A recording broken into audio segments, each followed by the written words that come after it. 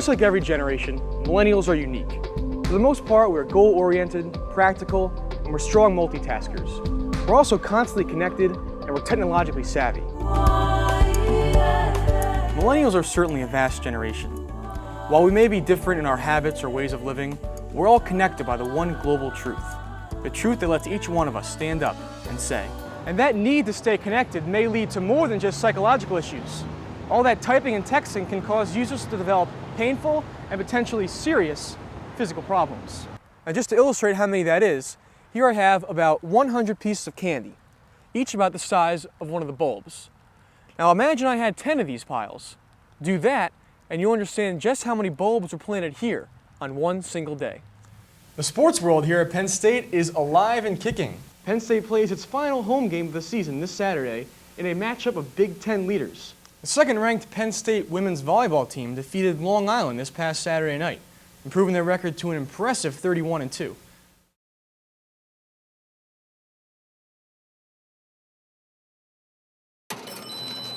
Today's harsh economy is finding many business owners being forced to throw in the towel. One man, however, actually came out of retirement to help save the company that he spent nearly 50 years building. At age 79, Albert Boskoff should be playing golf or spending time with his grandkids. Right now, white dinner wears in. Some people think it's foolish, in the sense of why do I want to do this at this age? Boskoff retired 4 years ago and left the company under new ownership. This led to overexpansion that ultimately caused the chain to spiral into Chapter 11 bankruptcy. We had 9,000 coworkers. I think many of them would be out of a job. Certainly the 600 that I knew very well and knew were very important would probably not have a job. Boskoff and his partner Edward Lakin were able to raise $300 million to buy back the company in early December, an arguably remarkable feat in today's economy. But they didn't do it alone. Well, the family was willing to put in, and a few friends, almost $50 million. We're independent, we're out of Chapter 11, and we have a well-funded department store that has every reason to succeed. This accomplishment comes as a surprise, as many notable businesses are being forced to downsize. The Home Depot is cutting 7,000 jobs and closing 34 of its stores. Caterpillar is preparing for one of its worst decades in history by cutting 20,000 jobs. And still other companies like Circuit City have been forced to close their doors altogether. It's tough. Although there's money out there, it's kind of locked up. And so getting a restructuring plan together, it's almost impossible. With such a high risk for failure, why would Boskoff willingly jump back into a struggling market? Hey, I like your display. It looks nice. His interest isn't in the money. He'd be better off not coming back. He's investing his own money, but more than that, he's investing his life in rebuilding something that was important to him. That sends a very loud signal to his customers. I tell you, if you're going to run something, you better care about your people. Because if you don't care about them, they're not going to care about you. Wonderful seeing you. Boskoff's close relationship with his employees, his customers, and the community are arguably some of the trade secrets that helped to pull his business out of bankruptcy. Of course, the reality is that it's still a business. Oh, tomorrow's my last day. You're kidding. Yeah, I was really upset. I'm here 20 years in December. I had 4 days off. I just came in today and found out. And I like working here. I really enjoy coming in. I think the fact that we're in a recession makes it more difficult. We have to prove that in a recession that we can run a successful store for 12 months rather than 2 months. We did cut our expenses then, and we're continuing to cut them now so that we can survive.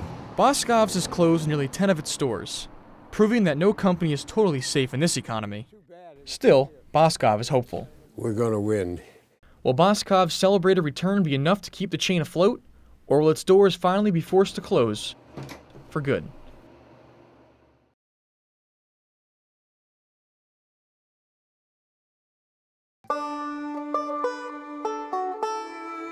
Medlar Field, home of Penn State baseball and the State College Spikes. Completed in 2006, Medlar Field is certainly an attractive venue for one of America's most exciting pastimes. But this brand new $25 million facility is more than just another piece of architectural eye candy on the face of Penn State.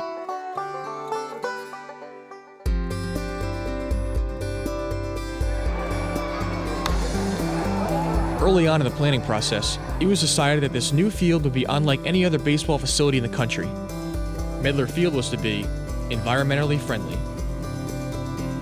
Automatic lights that turn off after 5 minutes, water-conserving sinks and waterless urinals, and clearly marked recycling bins are only the obvious green features of this park.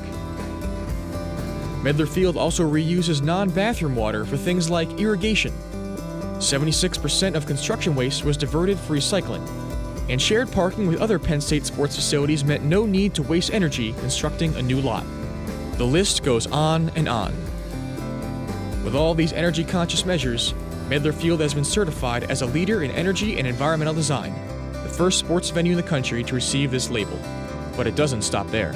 We also have a responsibility to help educate the public, and we have a fantastic facility and a sport that lends itself to helping educate the public. And so this past season we had 3 Going Green Nights, where we partnered with various university agencies, state agencies, and local organizations to help promote energy conservation, things that just the general public can do not only at home but in the workplace to be more energy minded. As a community, we really need to do something for our environment. It's definitely more on my mind now than it was a year ago. I think that we're all in it together, so we all need to do our little share, even if it is just recycling. If I can recycle, I do. If there's the opportunity there, I will, and I think a lot of people feel that way as well. And there's no way that we can keep acting the way we are now. If things are just getting worse every day, then years and years it's just going to be out of control. I think that every company should be doing anything that they can to help out in any way possible. So I think that companies should start taking a larger part in trying to help the environment. It's a matter of trying to become as educated as possible and then taking that education and applying it to our operation. And so we're not going to stop until we become as environmentally sustainable as we possibly can with this facility.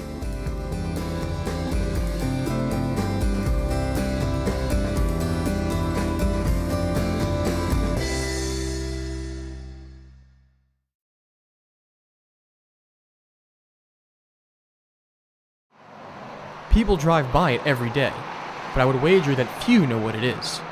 It's a roughly 200-year-old furnace stack used to make iron in the 19th century.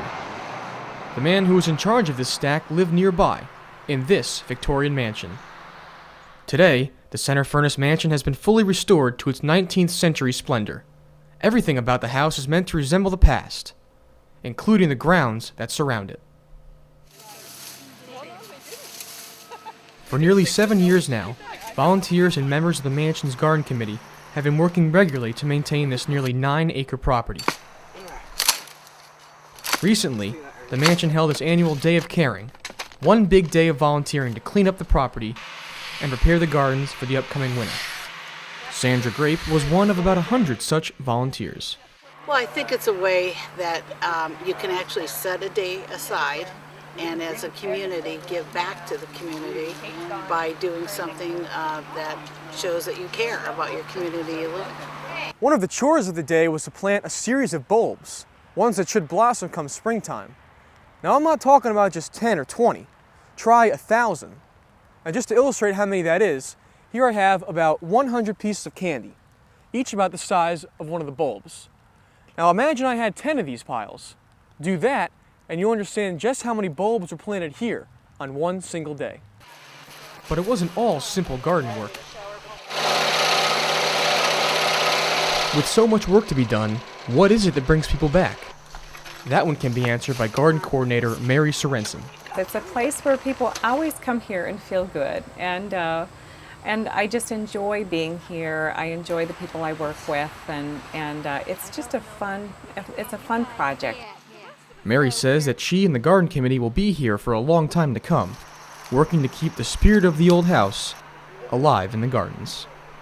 In State College, I'm Doug Vollmayer for the Center County Report.